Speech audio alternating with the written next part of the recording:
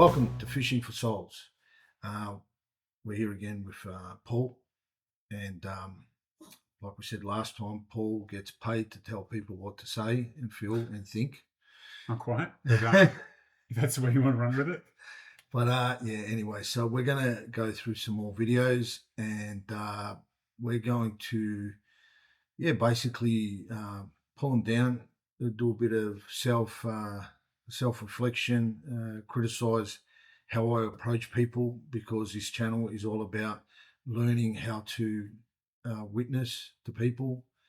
I think the main, like I said to you before, Paul, the main thing about when we go and we preach the word, it's for us to be as invisible as possible, so that Christ can be the most visible. He was the ultimate communicator. He didn't beat around the bush. He just said it the way it was.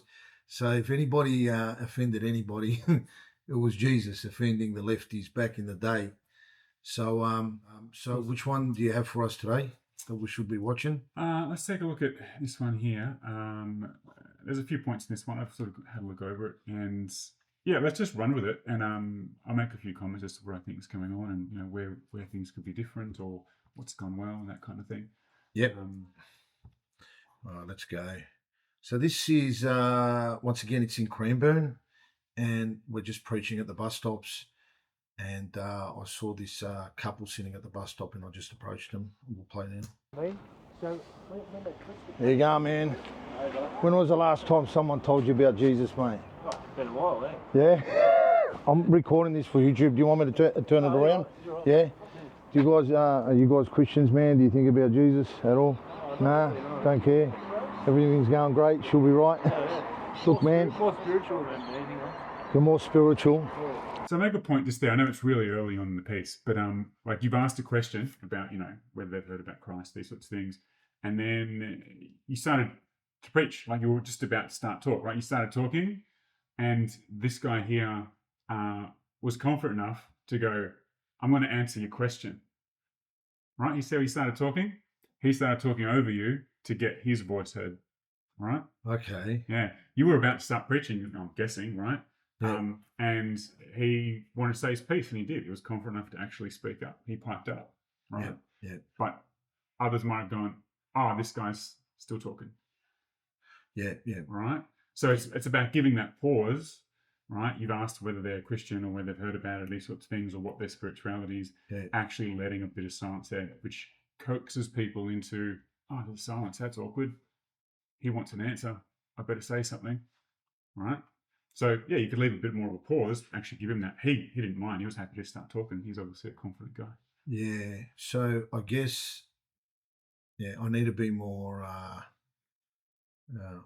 observing that he's obviously one of those people that is happy to interject. He's happy to have a conversation, because sometimes, that's what I do. I go in there and I'm on a mission, just to tell them my piece. This is what it is, blah blah blah. Yeah, which is fine. You can do that, but give them that space to talk, and it even gives you a second early in the piece to understand kind of what this person's like. Are they talkative? Are they not? There'll be plenty that won't say anything, right? And then you'd obviously have to continue. But it's just a small point. You can even see he's sitting forward, right? He's got that confident sort of more stance. Yeah. He's more on the front foot as opposed to sitting back on the back foot. Yeah. Right? So just tiny things, but just little clues to look out for, I guess. Yeah. Like, what do you believe when it comes to your spiritual beliefs? So being Aboriginal, so we go into dream time. Okay, yeah, I understand. Yeah. So, what happens with? So that's good, because you've actually asked what their beliefs are, right? So the first thing is like, okay, well, this guy's up for a conversation. He's not just going to talk at me. I think that's one of the issues that people have with being approached on the street. Like, it's already confrontational, no matter how nice you are, because it's a stranger talking to you. Yeah. As soon as you've asked what their beliefs are and they've got the space to then say it, like, all right, well, this guy's listening. He wants to hear what I have to say as well as whatever he's going to say. So it becomes a bit of, if I get to talk, he'll get to talk. So it's that kind of reciprocal kind of relationship, I guess. Yeah, it's good. Dream time after you die, what happens with that? So my belief is, so once we go into dream time. Yep. And that's where our spirit used to go. Like, I don't know where it takes What us. happens to the scumbags, mate, that deserve to burn? Well, obviously they wouldn't go into dream time. Nah, but is that in the... That's I love that, you know, the term scumbag isn't what's they deserve to burn, right? We're talking about confrontational. It's come from what's your spirituality? Yep, dream time, great. You're listening, you're caring, you're interested. So let's talk about the filth. Let's talk about all the worst on the planet. What's going to happen to them? Do we get to set them on fire? Yeah, I guess this is something that if you see anyone preaching about this stuff, it's this debate about, do we talk about the love component or the hell component, you know, love and fear kind of mentality. Yeah, we'll see where that goes, but that is a pretty confrontational. I'm kind of one of those people that I try to just get to the point because I don't know how much time I have Sure. with Yeah. them. So I think because they're at the bus stop, man, and the bus can come anytime. I'm like, oh, I don't know how long I have with them. Yeah. But yeah, I think it's one of those things where I would like to be more softer and gentler and stuff, but I think I know I demand a reaction, bro. I know that it demands a reaction, and 9 times out of 10, people are pretty good with it. You know, I don't know if they've got no reason to think that I'm out to harm them or something.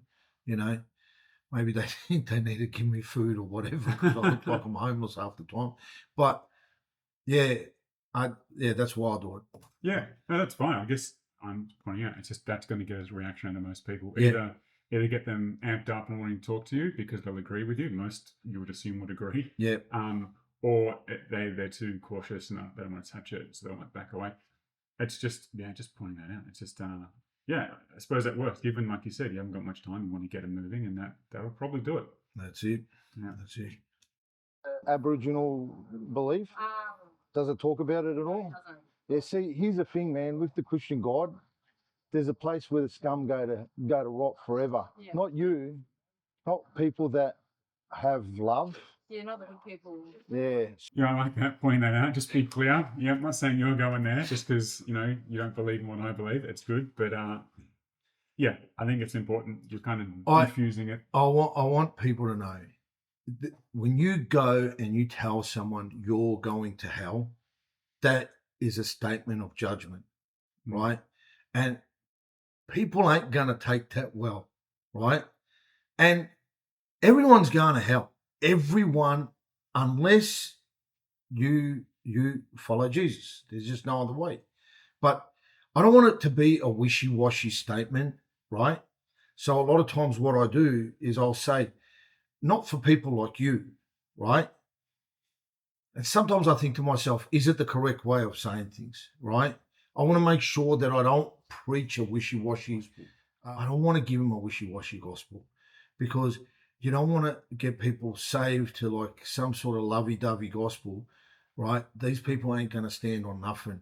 The gospel is the rock of our foundation, is what's going to keep us going through tough times. It's not this lovey-dovey garbage. I hear what you're saying. That's steeped in the idea that the person you're talking to has the same belief structure too, right? Yeah. If you're saying someone might go to heaven or hell, they have to believe that's actually going to happen in order to consider that their actions have an impact on it. Like if I said you're going to go to, I don't know, fairyland when you die, yeah, we don't believe in that, so you don't really care what I say next, because as far as you're concerned, I'm talking rubbish. Yeah. Right. So yeah. There's always that difference too as to what level the audience and the speaker are on. Keep going. Yeah. So, well, what does it mean to be good, man? Because a lot of us, we say we're good, but we're not. So, You know? for example, my ex-husband, he's born now, but he killed. See, that's where I started going. Yeah. Not for you, but what does it mean to be good? Yeah. Yeah. And it's good there because you've done what I mentioned before was when you first approached them, you asked them a question and then you started talking. there you've already given enough of that pause I was talking about for her to answer the question. Yeah. Okay. Right. I've got to work on my pause. Yeah, man. you did it great there. Like Yeah. you've asked the question, you're clearly now as engaged with her Yeah. as she is with you. I don't know, maybe on some level you're realizing that this isn't a battle, this isn't a conflictual approach. Yeah. They're involved, they're polite, they want to actually talk. So now you probably feel more comfortable to not have to get your point across as much. Yeah. I as a guess. Yeah. Well, guys, the most amazing thing is being out on the street and talking to people. And all you got to do is just get past that first step. That first step where, you feel this, because we're non-confrontational. People are normally non-confrontational. Is that right? Generally, yeah, people Yeah. generally do not want to be in a confrontation or Yeah. argument. Yeah. Yeah. So a lot of times we don't know how to answer to certain people or certain situations. Man, the Holy Spirit's there and he'll teach you, I'm here to learn. I'll keep going. Yeah. My daughter, so he doesn't deserve to go. Yeah. So he's obviously going to see somebody else. See, that's the thing, mate. The problem that I've always had with other religions is that, and it's not about religion at the end. Yeah. Do you believe in subjective truth or absolute truth? What I mean is, do you believe that you have a truth and I have a truth, or there's only one truth? So I believe that. So this is now you've segued away from that previous topic, right? Yeah. So you've come in and now you've changed the topic. I don't know where the other conversation was going to go, but now It's hard to try and ask somebody or try to tell somebody if they're good or not when you can't. They haven't established what their truth is, because now we've got this modern day problem of subjective and absolute truth, isn't it? Mm. That's where we got a problem. Did we have this problem in history, Paul? I'm not that old. I don't know. Did the Platonists have this issue? Look, there was always philosophy around understanding reality and perception of reality. Yeah. And from a psychological perspective, we talk about what we perceive to be real versus what is real, and how sometimes, although there is a difference, the brain doesn't always recognize that. So if you perceive someone as dangerous and threatening, to you, that person is dangerous and threatening. The fact that person wouldn't hurt a fly, you don't know that because you don't know that person. They're a stranger walking along the street, for example. But your perception of that individual is that's dangerous. So from a clinical example, we see that with anxiety in particular.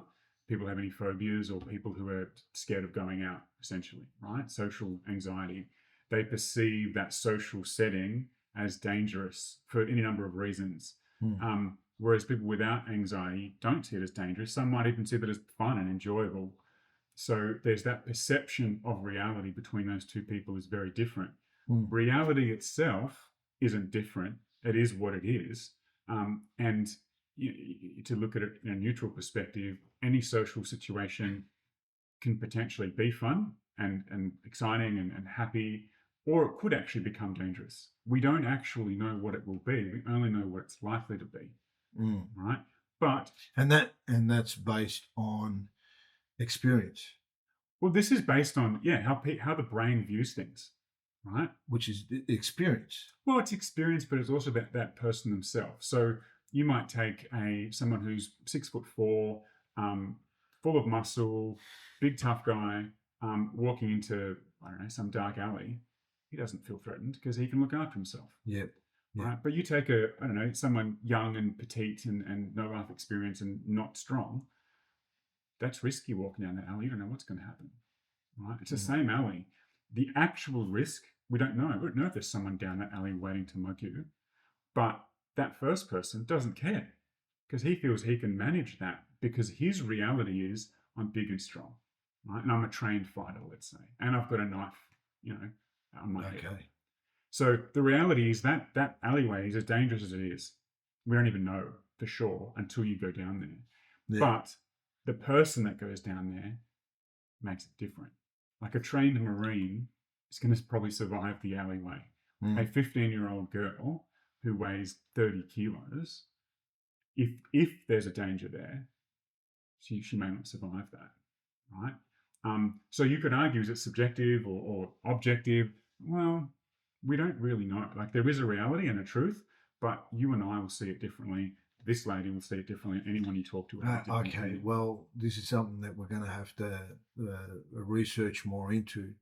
Keep going. Yeah. We have different. Okay, so there's multiple truths. Okay, but how can that be the truth then? So, for example, a perfect example, there are dudes running around saying they're chicks now. Yeah. Is that the truth? No. Nah. That's a good way to put it. Yeah. Yeah. So the problem that Just quickly, the majority of people, like everybody that I speak to, because there's a lot of talks that I don't have on camera. A lot of people don't want to be recorded. That's fine, no problem. I would rather speak to them. I'll turn the camera off. I'll rather speak to them and talk to them about Jesus. I would say 99% of people disagree with this whole alphabet soup agenda. Nobody wants this garbage. Nobody wants to be force fed this garbage. All these flags that are being flown, and so yeah. If you want to know what people really feel, what people really think, they don't want it. Well, anyway, we'll keep going.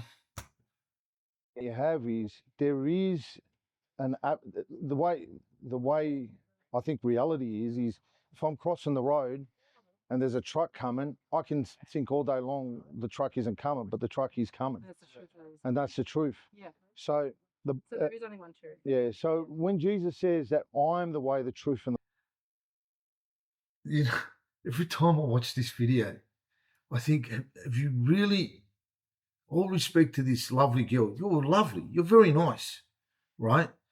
But it's concerning that she hasn't thought of that. You know what I mean? Like, how do you not think of that? I mean, once again, it's probably getting back to the same thing, you know, that people just follow whatever narrative they're taught. Well, that's a big part of it. I mean, psychologically, humans are designed to copy what they see and hear. Yeah. Right? That's why we learn to speak English or whatever language we speak, and we learn by observation and mimicking. Right. So if all I give someone is a certain narrative or certain piece of information, that's all they're going to know. Right. There's plenty of stories about this, but one was a case of a young girl who was essentially kidnapped and held hostage from a young age, never really learned to talk because you're never spoken to. So we take for granted the fact that we can all speak. Well, yeah, because you hear adults do it around you as a child. If you didn't, you wouldn't really learn to develop that part of yourself. The same goes for anything. If you create a world where nothing or certain things aren't talked about, it's not there. Right? Only if you go looking for things might you find them. So again, don't know this lady. Maybe she's really busy. Maybe she's just got other things. Who knows? Distraction, man. It's a powerful drug. But I know. I was there. I've got no problem with that. I'm not judging anyone. Yeah. life, what he's actually saying is to get to the Father. Now, here's the thing, the Father, when the disciples asked Jesus, how do you pray? He said, our Father who are in heaven. So God decided to identify himself as a Father. So if he's a Father, that means he means the best for us because he loves us, right? So when Jesus said, I am the way, the truth, and the life, what he means is to get to the Father, to get reconciled, you have to come. So with there, like you've gone in and you've started talking about God identifying himself as the Father. Right? Now this is probably me in my therapy role kind of considering this, right? Unless I misheard her, she had an issue with her ex-partner and the father of her daughter.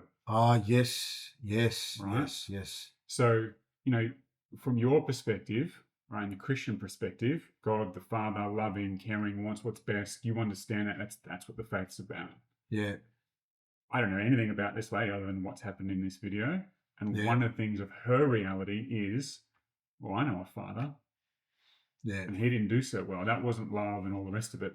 So this could go either way, right? Yeah. It could be her then becoming quite against what you're saying because you're like, well, that's not my reality of what fathers are like. Yeah. Right? Or it could be the opposite where he goes, yep, that's what they should be like. I wouldn't mind some of that because that's not what my experience has been. So I guess I'm not saying anything you can do about that different. I'm not suggesting you've made a misstep here at all. No, All I'm because saying is that because you want to establish in her mind, or you want to find out if she has a healthy outlook on what a father, Yeah. what a good father is. we don't know what her experience Yeah, is. We don't yeah. know what her upbringing's been. We don't know how she views any of that. But we know a little bit, and there could be some problems there. And that could either, probably not the right word, but work for you or against you in this conversation. Yeah, She seems really reasonable and everything throughout this, so I don't think it'd be an issue. But there, I guess, are things to consider, and how you frame this part of the conversation, how you approach this part of the conversation, could be informed by what she'd said earlier about her own experience. But like you said, you're at a bus stop; she could be gone any second, right? So there's only so much you can do here. this is where we rely on the Holy Spirit to, give us the right words to say, the right words to use.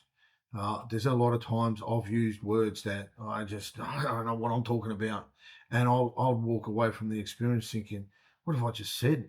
And I remember somebody saying to me, like on a particular video, he goes, "Man, that conversation was so interesting. I learned a lot from it." And I remember thinking to myself at the time, what did I even say? But that's the thing. Our hearts are ready to hear certain things at certain times. I've seen it time and time again. You'll go and approach somebody about a certain thing, and then they might be completely shut off to the idea, but you approach them a week later or 2 weeks later, and they're happy to talk to you about it. Mm-hmm. Dude, we're all over the shop as a human race. We're just guided by a lot of people are guided by their emotions. It's crazy. As we said, most people don't want conflict, so Yeah. you come back later, they would rather forget any negative conversation if they can Yeah. anyway. Yeah, we'll keep going. To come through me. Now, why is you the truth? Glad you asked. It's because of this. Everybody else says, come and follow me, but they all sit there womanizing, smashed, on drugs or getting drunk, or they got millions of dollars, like you see a lot of these TV evangelists. They got so much money, they got everything, and they go, yeah, follow me, I got the truth. Yeah. The thing about Jesus is, he was born in a manger, had nothing, died with nothing. He was literally naked on the cross. Yeah. No women, no children out of wedlock. Yeah. So he practiced what he preached. He's literally the only one that practiced what he preached. Yeah. So I guess what I'm trying to say to you is I just follow Jesus, Yeah. and I come out here, not because I think I'm better than anyone, because I know what I did. Yeah. Dude, I was smashed. I did everything, Have you believed in God your whole life? No, there was a time I really struggled with it. My biggest struggle was, if you're real God, then, and if you know everything, then why do you allow so many evil things to happen to innocent kids? Absolutely, I agree with that. And God clarified that up for me. Yeah. He helped me out a lot. Is this yours? Yeah. Mate. It was nice to meet you anyways. God bless you. Is there anything else? No, I think that's it on that one. Yeah. All right, we'll wrap it up. I hope you guys learned anything. If you have anything, any criticisms or any input, just leave it in the comments and we'll try to get to them. Take care.